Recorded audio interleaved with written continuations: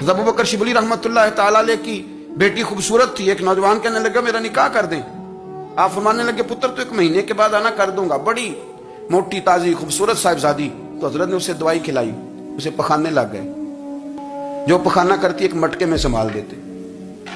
थोड़ा वक्त गुजरा तो वो हड्डियों का पिंजर बन गई। महीने भर में दस्त इतने आए कि कमजोर हो गई।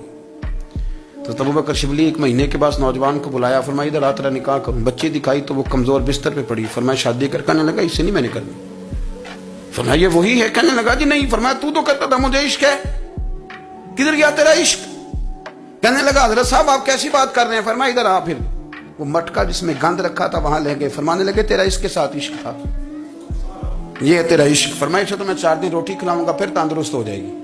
लेकिन मैं देखना चाहता था कि तू मेरी बेटी से प्यार करता है या उसके चेहरे पे आने वाली कुछ वक्त के लिए सुर्खी से प्यार करता है, उस लाली से प्यार करता है जो जवानी के वक्त बच्चों और बच्चियों पे आती है। किस चीज के दिल दादा? यानी क्या मतलब? नफ्स की गुलामी, सरासर गुलामी। और पलट पलट के और बड़े बड़े सियाने बंदे छोटी सी ख्वाहिश के लिए